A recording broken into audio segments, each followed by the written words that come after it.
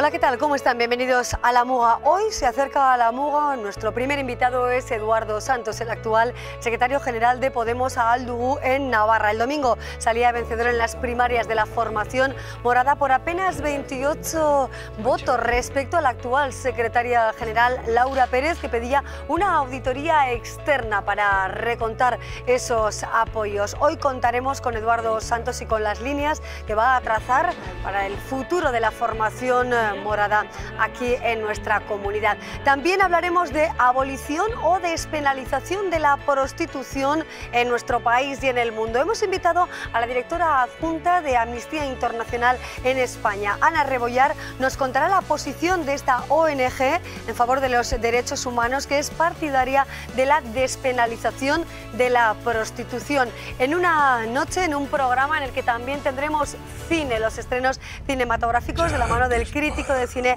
Fermín Martínez. Nos visita con Piratas del Caribe 6, el retorno de Salazar, y también tendremos, entre otros estrenos, Wilson de Daniel Craig y también Laura, una historia en torno a una pintora de 24 años afamada y con un estilo muy peculiar. Son estos algunos de los estrenos que comentaremos con Fermín Martínez y estos algunos de los temas que avanzamos en nuestro sumario. Comenzamos.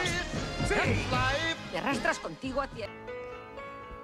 Desde el domingo, nuestro invitado hoy en La Muga apenas ha tenido tiempo tan solo para atender a los medios de comunicación. Es el nuevo secretario general de Podemos a Aldugu en Navarra. Eduardo Santos participaba hace una semana en un debate aquí en La Muga junto con Francisco Espinosa, otro de los candidatos, y con Laura Pérez, hasta ahora secretaria general de Podemos en Navarra. Y por apenas 28 votos de diferencia, Santos es el nuevo líder, podríamos decir así, de Podemos en nuestra comunidad. Eduardo Santos, bienvenido a La Muga. Muy buenas noches. Buenas noches. Gracias por acompañarnos. Nada, enhorabuena. Un placer, gracias. Sí.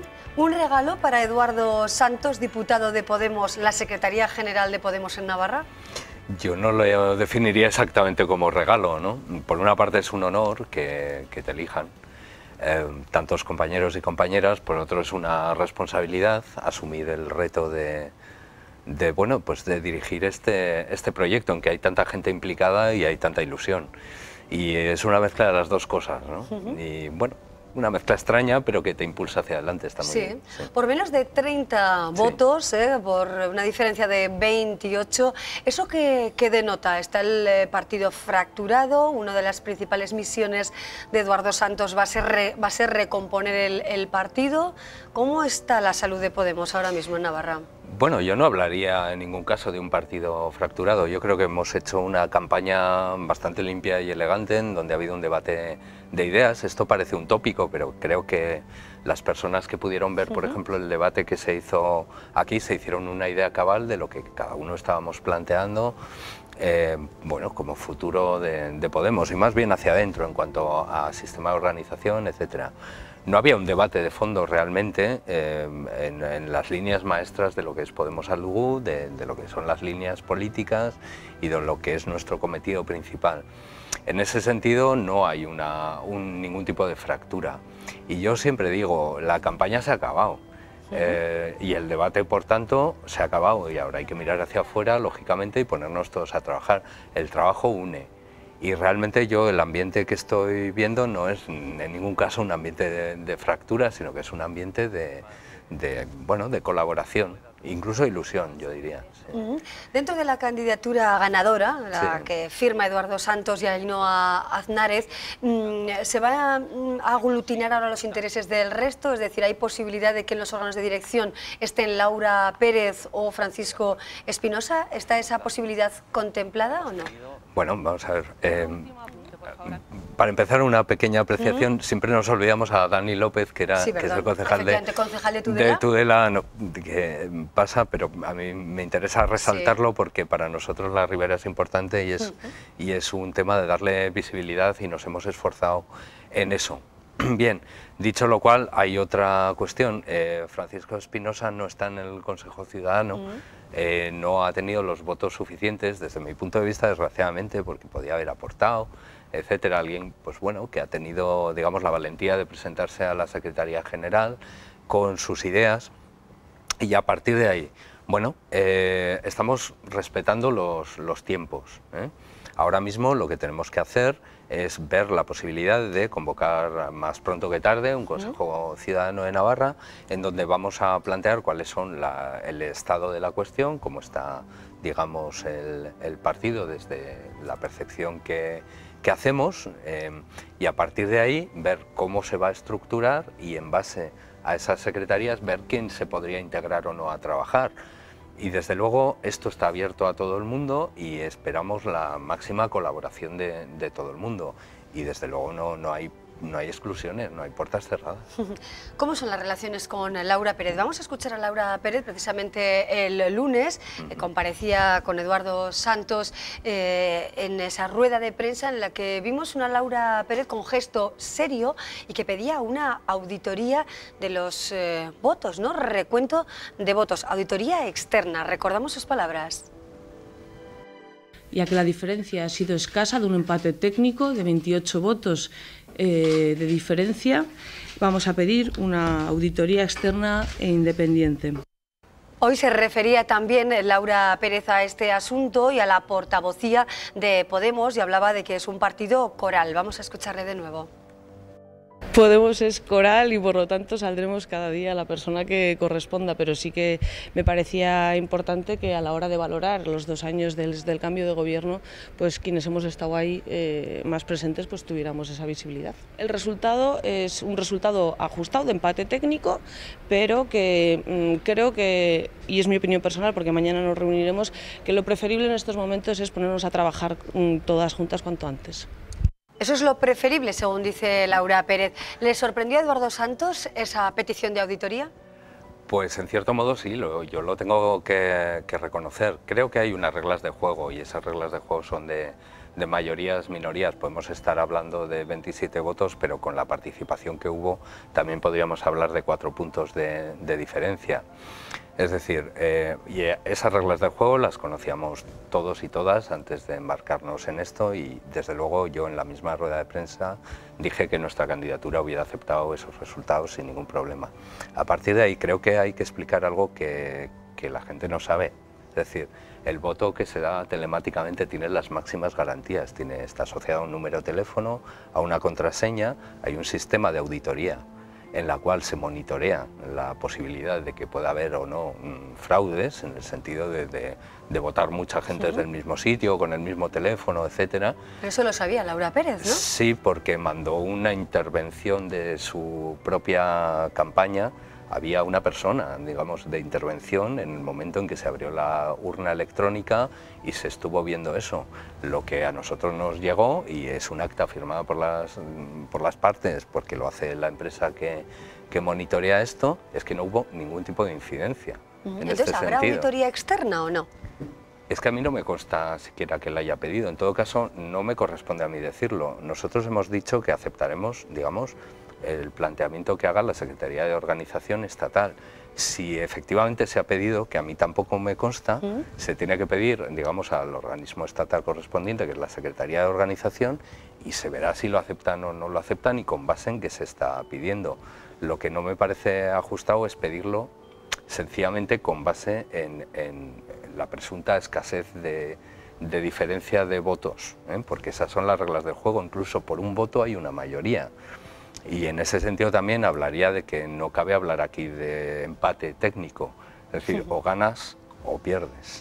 Si Eduardo Santos no sabe que se ha pedido esa auditoría, es que la auditoría no se ha pedido. A mí no me consta de ninguna de las maneras. Supongo que si se hubiera pedido, me hubiera llamado alguien de estatal para decir, oye, se ha pedido esta auditoría externa, ¿hay fundamento, no hay fundamento, lo vamos a aceptar o no? Porque también es posible que la Secretaría de Organización Estatal diga que no ve ningún motivo para aceptar una auditoría externa y que, por lo tanto, si hubo una intervención de la propia candidatura y en ese momento no se puso ningún tipo de pega, etcétera, pues no hay tal, pero bueno. ¿Quién ejercerá la portavocía de Podemos? ¿Está ya definido? Se habló del nombre de Ainhoa Aznárez, la actual presidenta del Parlamento. Sí. ¿Puede ser la portavoz del partido? Sí, claro. Va a ser la portavoz. Nosotros y nosotras estuvimos hablando desde un principio y lo dijimos una y otra vez en campaña que íbamos a hacer una portavocía coral repartida, ¿no?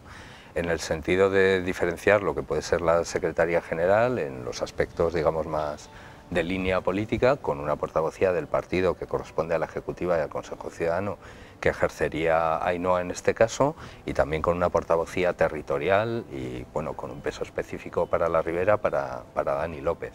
Y luego ya están, pues, las instituciones, etcétera, ¿no? Claro, ¿y en el Parlamento la voz de Podemos seguiría siendo la de Laura Pérez o no? Pues mira, eso es algo que tienen que valorar, digamos, la portavoz, en definitiva. sí, los organismos correspondientes. Yo, por respeto, digamos, a los tiempos y a los ámbitos de decisión, yo no diría mi opinión. Ahora mismo lo que creo que hay que hacer es reunir orgánicamente a quien tiene que tomar esa decisión, valorar los pros y los contras, sobre todo en relación al proyecto y a lo que se quiere hacer, y luego decidir, por última instancia, quién puede ser la persona más adecuada. Y también digo siempre que en esto hay dos partes. Una cosa es que el partido pueda proponer y otra cosa es que si en el caso de que se propusiera Laura estaría cómoda o no con ese tema, porque a tenor de lo que ha ido diciendo en campaña, pues igual tampoco lo ve adecuado, no lo sé. ¿Y a usted, a Eduardo, le gustaría? Yo, como te he dicho, voy a reservar mi opinión porque es cierto que si yo la doy estoy condicionando de una forma o de otra lo que puede ser una decisión. Entonces yo creo que mi opinión la tengo que dar en los foros adecuados y no en los medios de comunicación, por respeto a los tiempos, a los órganos y a la gente, ¿no? ¿Seguirá siendo diputado de Podemos? ¿Es posible y compatible ejercer esa labor en Madrid y ejercer la labor de la Secretaría General aquí en Navarra? Es perfectamente posible con una premisa clara. Es equipo y organización, y esto también lo fuimos diciendo en campaña. Hemos tenido un Consejo Ciudadano que a mí me gusta.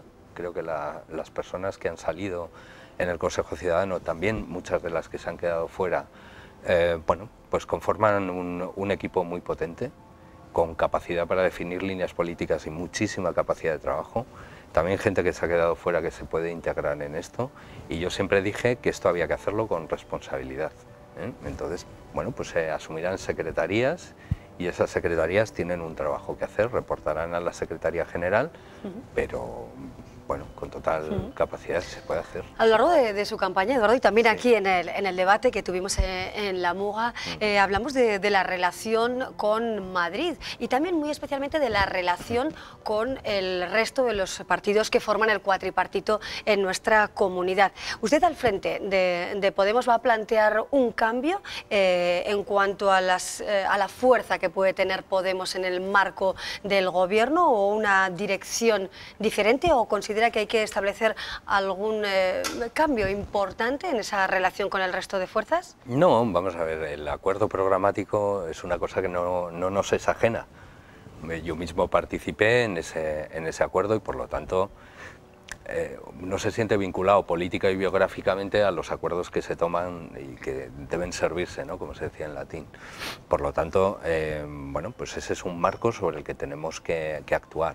Puede cambiar la interlocución, lógicamente, es decir, hay un nuevo equipo, dirección, y en este caso yo como secretario general, se puede cambiar la interlocución con el cuatripartito, pero eso no genera tampoco grandes cambios de línea, etcétera. Sí, lo que hemos planteado en campaña, y es cierto, es que, bueno, Podemos tiene un peso político que puede hacer valer en las negociaciones con el cuatripartito, etcétera, pero bueno, eso... ¿Tiene que es... hacer valer más desde su punto de vista? No, es público y notorio, quiero decir que lo que tenemos que hacer es incidir en las líneas que a nosotros, cuando definamos el proyecto, pues tenemos que defender o hacer. Ahora mismo, resaltar. ¿en qué posición se encuentra Podemos en todo lo concerniente al tren de alta velocidad? Hoy con reunión importante con el ministro de Fomento, con diferencias de criterio dentro del seno del cuatripartito, entre Geroa Bai, EH Bildu. ¿Qué puede suponer esa diferencia de matices o de criterios en relación con esta infraestructura en Navarra? Las divergencias, ¿no?, o cuestiones con distintos pareceres dentro del gobierno. ¿Qué consecuencias puede acarrear o cómo va a influir Podemos? Bueno, nuestra posición es conocida. Nuestra posición como partido es que nosotros no queremos una línea de alta velocidad al estilo clásico, tal como se ha planteado siempre desde el Estado, porque entendemos que es ineficiente económicamente, que no está digamos, al servicio de una mayoría social y luego tiene un coste medioambiental, claro. Si lo enfocamos además dentro de las prioridades que puede tener un gobierno en este momento, con la emergencia social, pues no nos parece que sea una prioridad. A partir de ahí, nosotros no nos negamos, digamos, a que tengamos un tren moderno, social, y que pueda tener las necesidades de las personas y las empresas cubiertas. Por lo tanto, pero el tren a 300 kilómetros por hora no. Es que ni siquiera eso está en el acuerdo programático. Nosotros hablamos de una velocidad adecuada. ¿Qué sentido tiene hablar de 300 kilómetros o 220? Es que la gente tiene que saber que los trenes de alta velocidad, tal como están planteados, no transportan mercancías. Ninguno, ni un kilo. Es decir, porque técnicamente no es posible. Es decir, con lo cual vamos a ver cuál es el tren más adecuado. Hay una ponencia en el Parlamento de Navarra que debería reactivarse para determinar un poco cuáles son las necesidades de Navarra y con esa posición deberíamos negociar con el Estado y eso es lo que nosotros hemos defendido siempre. Mañana es un día importante también para Podemos, con una reunión a la que aludíamos en la conversación y a la que, sobre la que escuchábamos también a Laura Pérez. Ahí se definirán nombres y títulos de Podemos en Navarra. Bueno, no creo que en esa, no sé a qué reunión se estaba refiriendo exactamente. Mañana nosotros y nosotras no tenemos ninguna reunión de tipo orgánico, lo que sí convocaremos es próximamente un Consejo Ciudadano. Estamos viendo fechas, pero no sé exactamente a qué reunión se estaba refiriendo. Desde luego no está previsto tomar una decisión fuera de esos cauces.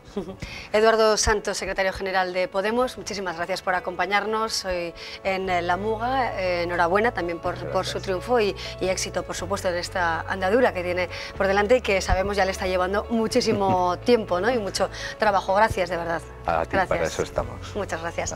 Bueno, nosotros seguimos, abrimos con política, con Eduardo Santos al frente de Secretaría General de Podemos Aldugu en Navarra y continuamos en el programa con otras cuestiones al margen de la política, como es el cine. Ya saben que los jueves nos visita Fermín Martínez y entre otros estrenos, Piratas del Caribe, que es el estreno más comercial de la semana.